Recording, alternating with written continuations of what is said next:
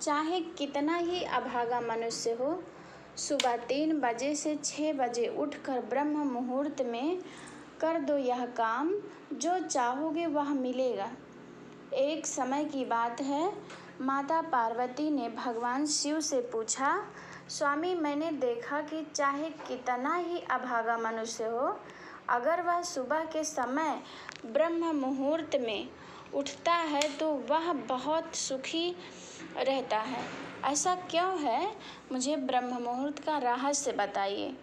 तब भगवान शिव ने कहा, हे देवी, मैं आपको इस प्रश्न का उत्तर एक कथा के माध्यम से बताऊंगा। कृपया आप इस कथा को ध्यानपूर्वक सुनना, और जो भी मनुष्य इस कथा को पूरा सुनेगा वह कभी भी इस अवसर को अपने हाथ से जाने नहीं देगा। ब्रह्म मुहूर्त का रहस्य जानकर पूरा जीवन बदल जाएगा। भगवान शिव कथा को सुनाना प्रारंभ करते हैं और माता पार्वती से कहते हैं, बहुत समय पहले की बात है, काशी में दीनू नाम का एक लड़का रहता था। वह लड़का बहुत ही अच्छा था, लेकिन एक गलत आदत थी, वह देर तक सोता रहता था। उसने सुबह जागने के लिए घर वाले कई प्रयास करते थे, परंतु रोजाना सुबह देर तक उठता था। वह लड़का कभी भी 9 बजे से पहले नहीं उठता था। जब वह बालक था तब परिवार वालों ने सोचा कि यह बड़ा हो जाएगा, इसकी आदत में सुधार हो जाएगी।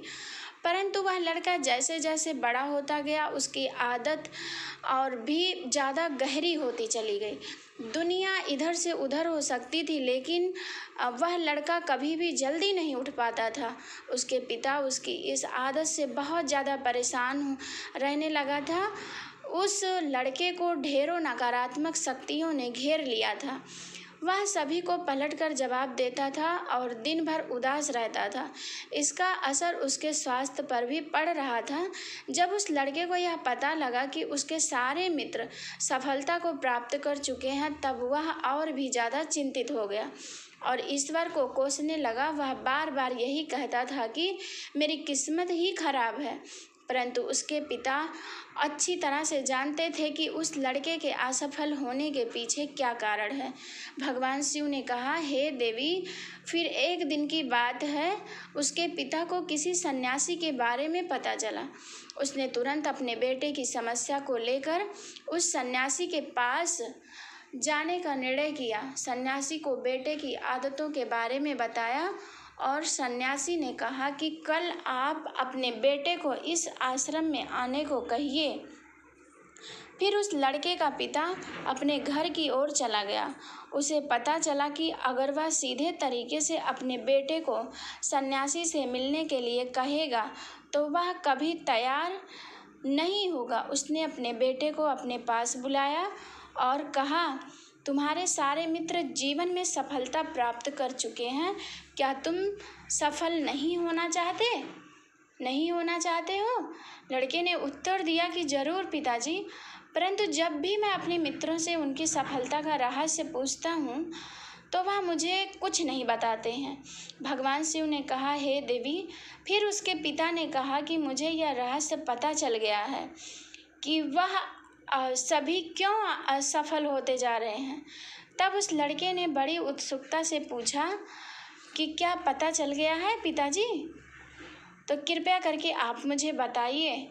उसके पिता ने कहा कि कल सुबह तुम्हें एक सन्यासी के आश्रम में जाकर उनसे मिलना है। यदि तुम वहाँ पर समय से पहुँच गए तो वह सन्यासी तुम्हें ऐसा मंत्र बताएंगे जिससे तुम सफल हो जाओगे। परंतु एक समस्या है। लड़के ने कहा कि पिताजी, मैं कल पूरी रात जागता रहूँगा और सुबह सन्यासी से मिलकर आऊँगा। उसके पिता ने कहा, ठीक है, तुम वहाँ जाकर उस सन्यासी की आज्ञा को मानना। पिता की बात सुनकर वह लड़का बहुत अधिक खुश हुआ। जीवन में पहली रात्रि में वह जागता रहा, परंतु थोड़े ही समय में उसे नींद आ गई और वह सो गया। फिर अगली सुबह जब वह उठा तो उसे पता चला कि सन्यासी से मिलने का समय समाप्त हो चुका था।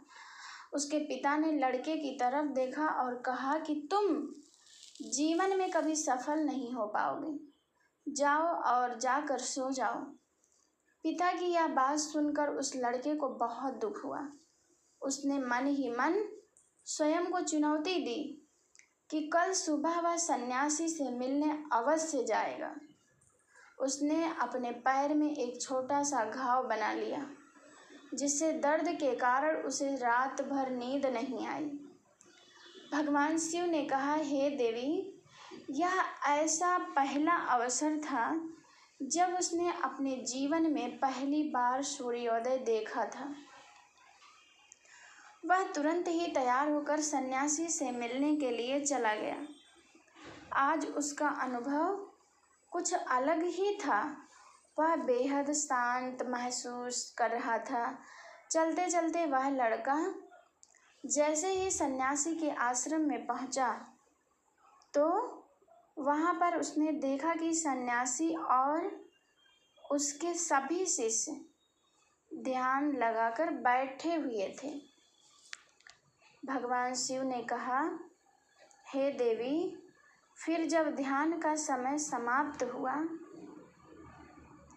तब लड़का उस सन्यासी के पास पहुंचा और उन्हें प्रणाम करते हुए बोला कि आपके पास कोई ऐसा मंत्र है जिससे मैं सफल हो सकता हूँ? कृपया करके मुझे वह मंत्र बताइए। मैं भी अपने मित्रों के समान सफल होना चाहता हूँ और अच्छा जीवन जीना चाहता हूँ। भगवान शिव ने कहा, हे देवी। फिर सन्यासी मुस्कुराए और बोले, अच्छा, तो तुम वही बालक हो? तुम्हारे पिताजी मुझसे मिलने आए थे और उन्होंने तुम्हारे विषय में मुझे सब कुछ बता दिया था। मैं तुम्हें वह मंत्र अवश्य बता देता, परंतु अब उस लड़के ने जैसे ही परंतु शब्द सुना तो लड़का घबरा गया। उसने पूछा, परंतु क्या गुरुदेव? जब सन्यासी बोला, मैं तुम्हें वह मंत्र बताऊंगा, परंतु अगले 21 दिनों तक तुम्हें मेरी आज्ञा माननी होगी। मैं तुम्हें वह मंत्र 21 दिनों के बाद बताऊंगा। तब तक मैं तुमसे जो भी कार्य कहूँगा तुम्हें वह कार्य करना होगा। यदि तुम असफल हुए या कार्य के बीच में तुम्हारा संकल्प टूट गया तो उस मंत्र का असर नहीं होगा। दृढ़ निश्चय के साथ उस लड़के ने कहा कि मुझे आपकी सारी आज्ञा स्वीकार है। मैं अगले 21 दिनों के लिए आपका दास हूँ। आप जो भी कहेंगे मैं वही कार्य करूँगा। मुझे केवल उस मंत्र के बारे में जानना है। भगवान शिव ने कहा, हे देवी। फिर सन्यासी ने उस लड़के से कहा कि ठीक है, कल से तुम्हारा कार्य शुरू होगा। तुम इसी आश्रम में निवास करोगे। वह लड़का आश्रम में निवास करने के लिए तैयार हो गया। सन्यासी ने कहा, यहाँ रहते हुए तुम्हें ब्रह्म मुहूर्त में उठना होगा और दूसरे शिष्यों की तरह ध्यान और तप करना होगा। साथ ही आश्रम के कार्यों में भी सहायता करनी होगी। ध्यान रहे, यह संकल्प टूटना नहीं चाहिए। भगवान शिव ने कहा, हे देवी। अब लड़का सन्यासी की बात से सहमत हो गया और अगले दिन उसके कार्य के दिन की शुरुआत थी। इस बार उसने निश्चय किया, परंतु 1 सप्ताह बीतने के पश्चात ही उसका संकल्प टूट गया और वह 8वें दिन देर तक सोता रहा। जब वह नींद से जागा तो उसने कहा, मुझसे कितनी बड़ी भूल हो गई है। वह रोते हुए सन्यासी के पास पहुंचा और कहने लगा, हे गुरुदेव, मेरा संकल्प टूट गया। अब मैं जीवन में कभी सफल नहीं हो पाऊंगा। सन्यासी ने उसे समझाते हुए कहा कि एक बार फिर से शुरुआत करो, फिर से संकल्प करो। और फिर लड़के ने सन्यासी से पूछा कि सुबह उठना इतना आवश्यक क्यों होता है और यहाँ पर सभी लोग इतनी जल्दी क्यों उठ जाते हैं। भगवान शिव ने कहा, हे देवी। तब सन्यासी ने लड़के को समझाते हुए कहा, सुबह यानी ब्रह्म मुहूर्त में उठने के पीछे बहुत बड़ा विज्ञान छुपा हुआ है। लड़के ने कहा, कृपया मुझे वह विज्ञान बताने की कृपा करें। सन्यासी ने कहा कि रात्रि को 4 पहर में बांटा गया है। पहला पहर जो है, पहला रुद्रकाल, जिसका समय शाम 6 बजे से लेकर रात्रि 9 बजे तक होता है। दूसरा राक्षस काल, जिसका समय रात्रि 9 बजे से 12 बजे तक होता है। तीसरा गंधर्व काल, जिसका समय रात्रि 12 बजे से 3 बजे तक होता है। और अंत में जो पहर आता है उसे मनोहर काल कहते हैं। इस समय को ब्रह्म मुहूर्त या अमृत बेला के नाम से भी जाना जाता है। इसका समय भोर 3 बजे से सुबह 6 बजे तक होता है। यह वह समय होता है जब पूरे संसार की नकारात्मक शक्तियाँ निष्क्रिय अवस्था में होती हैं और सकारात्मक शक्तियाँ सक्रिय होती हैं। ब्रह्म मुहूर्त अर्थात देव मुहूर्त। ब्रह्म मुहूर्त का अर्थ देवताओं का समय होता है। भगवान शिव ने कहा, हे देवी। वह सन्यासी आगे कहता है, इस समय देवता धरती पर विचरण कर रहे होते हैं और जागृत मनुष्य पर उनका बड़ा ही सकारात्मक प्रभाव पड़ता है। ब्रह्म मुहूर्त ऐसा समय होता है जिससे मनुष्य का मस्तिष्क बिल्कुल खाली होता है, जिसमें किसी प्रकार के कोई विचार नहीं होते। और जब इस समय व्यक्ति अपनी पुस्तक खोलकर पाठ का अध्ययन करते हैं तो उन्हें सब कुछ जल्दी जल्दी भी याद हो जाता है और यह लंबे समय तक याद रहता है। यह ऐसा समय है जिसमें हम ज्ञान को समझने का प्रयास करते हैं। इस कारण आश्रम के सभी शिष्य और संसार में बहुत सारे ज्ञानी लोग ब्रह्म मुहूर्त में ही उठ जाते हैं। प्राचीन काल में रोशनी का कोई स्रोत न होने के कारण लोग अपने दिन का समापन सूर्यास्त के साथ और आरंभ सूर्योदय के साथ करते थे। यह एक तरीका है जिससे मानव जीवन प्रकृति के साथ तालमेल बनाकर चलता है। भगवान शिव ने कहा, हे देवी। फिर उस लड़के ने कहा कि ठीक है, मैं कल से अपना संकल्प फिर से शुरू करता हूँ,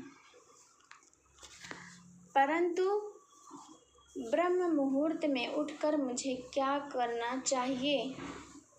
तब सन्यासी ने कहा कि ठीक है, मैं तुम्हें बताता हूँ कि ब्रह्म मुहूर्त में क्या करना चाहिए और कैसे करना चाहिए। सबसे पहले उठकर धरती माता पर पाँव रखने से पहले धरती माता को प्रणाम करना चाहिए और अपनी दोनों हथेलियों को देखना चाहिए और ईश्वर को धन्यवाद भी देना चाहिए।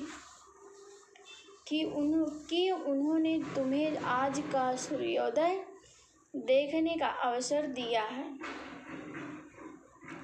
इसके बाद नित्य कर्म और स्नान करने से शरीर की ही नहीं बल्कि मन की शुद्धता भी बढ़ती है। स्नान करने के पश्चात ध्यान की प्रक्रिया होती है। ब्रह्म मुहूर्त में ध्यान की अवधि 21 दिन तक होती है।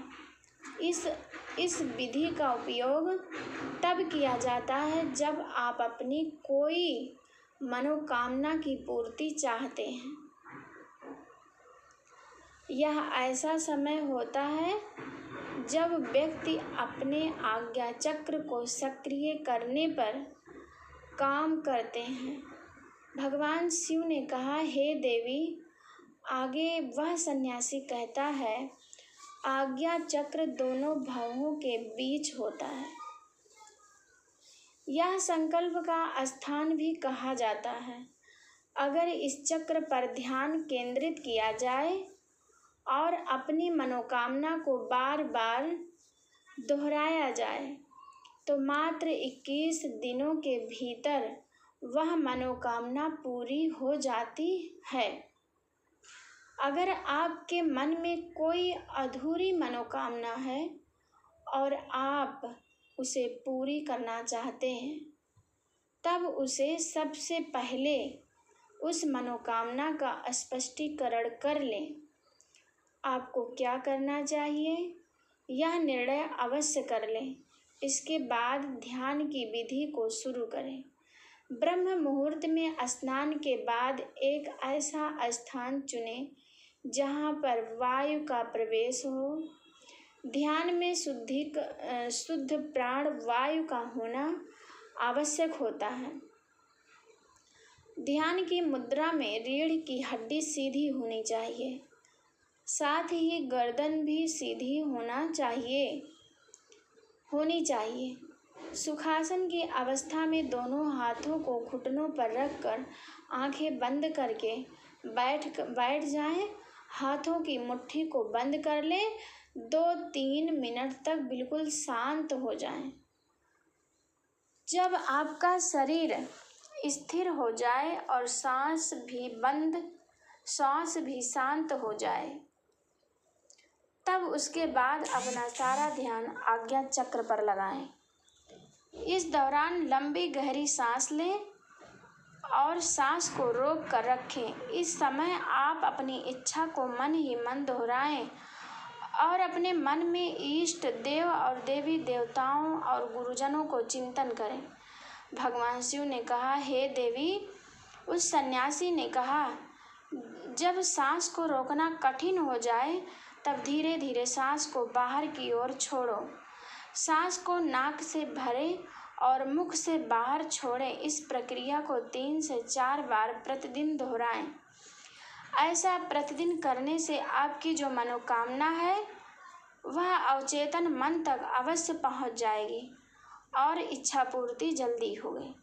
आज्ञा चक्र सक्रिय होता है और हमारी आज्ञा को पूरा करता है। सांस को रोक कर रखने के दौरान शरीर में आपातकाल की स्थिति हो जाती है, जिससे कि आप बेकार की बातें सोचने और विचार करने से बचते हैं। ब्रह्म मुहूर्त के समय ईश्वर की विशेष कृपा होती है और कोई भी व्यक्ति अपनी मनोकामना को उस समय दोहराता है तो उसकी इच्छा जल्द से जल्द पूरी होती है। भगवान शिव ने कहा, हे देवी, इस प्रकार सन्यासी ने उस लड़के को ब्रह्म मुहूर्त का महत्व बताया। अगले 21 दिन तक उस लड़के ने बड़े ही मन के साथ इस प्रक्रिया को अपनाया। अब वह बहुत ही ज़्यादा अनुशासित और शांत स्वभाव का बन चुका था। उस लड़के ने जैसे ही अपना संकल्प पूरा किया, उसके बाद वह लड़का बड़े ही प्रसन्न भाव से सन्यासी के पास पहुंचा और कहने लगा, हे गुरुदेव, मैंने 21 दिनों का संकल्प पूरा कर लिया है। अब कृपया मुझे सफल होने का मंत्र बताइए। तब उस सन्यासी ने मुस्कुराते हुए कहा कि पिछले 21 दिनों से जो अभ्यास तुम करते हुए आ रहे थे, वही तुम्हारी सफलता का मंत्र है। जो व्यक्ति ब्रह्म मुहूर्त में उठकर ध्यान प्रक्रिया को सही से करते हैं वह जीवन में कभी असफल नहीं हो सकते। तुम्हें ब्रह्म मुहूर्त का रहस्य पता चल चुका है। अब तुम इसे जीवन पर्यंत करो। तुम्हें जीवन के लक्ष्य और सफलता दोनों प्राप्त होंगे। उस लड़के ने सन्यासी को धन्यवाद दिया और ब्रह्म मुहूर्त के नियमों का पालन जीवन पर्यंत तक करने का वादा भी किया। भगवान शिव ने कहा, हे देवी, अब तो आपको पता चल गया कि ब्रह्म मुहूर्त क्या होता है। तब माता पार्वती ने कहा, हे स्वामी, अब मुझे ब्रह्म मुहूर्त का संपूर्ण ज्ञान हो गया है। इतना कहकर माता पार्वती ने भगवान शिव को प्रणाम किया। जय हो भोलेनाथ। इसके बाद लास्ट में मेरा यही क्वेरी है दोस्तों कि वीडियो अगर पसंद आया हो तो वीडियो को लाइक और हमारे चैनल को सब्सक्राइब करें और अपने दोस्तों के साथ शेयर करें। धन्यवाद।